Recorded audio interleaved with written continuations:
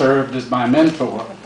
But you know what? I wish someone had. I wish someone older than me and wiser than the people in Orlando had taken me aside and said, "You're all right, kid. You're not crazy or sick or evil. You can grow up and to be a doctor or a teacher like anybody else." But no one ever said that to me, Mama. I had to find it out on my own.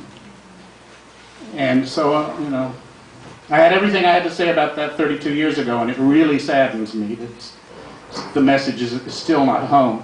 I think the brilliance of Dan Savage's campaign is that for the first time he's asked us as adults to take responsibility for that and take care of our children. And not, I think there was a reaction when Nina Bryant did do the, you know, they all recruit children thing, that everyone said, oh, well, we mustn't talk about teenagers.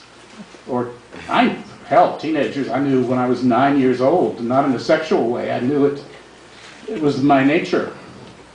I knew that there was something wrong with me because I didn't like the war movies the way the other kids did, you know.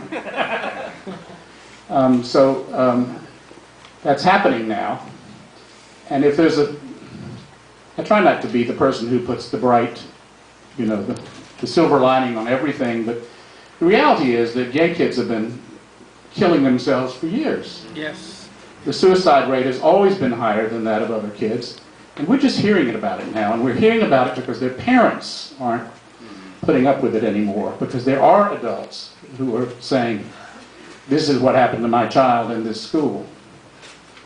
So it's progress. We're getting there. We are getting there. We have to believe it as adults that it gets better, because it's hard to sometimes.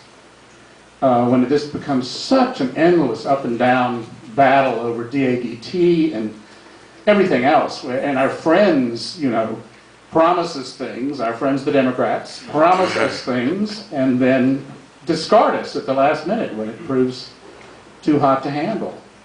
So we have to keep up the pressure. That letter, by the way, I'm looking at your Scissor Sisters t-shirt here. And it's been adapted over the years. As some of you know, the gay men's choruses have a long version of it. Jason Sellards, Jake Shears, and John Garden of the Scissor Sisters have written a beautiful little version of it that will be performed when Tales of the City, the musical, has its premiere. Starring Betty Buckley as Anna Madrigal.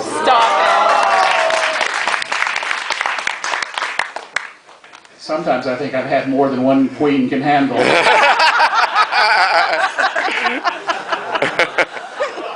I sat the other day at the workshop and watched her sing this new, you know, it was wonderful to watch those guys who are so talented.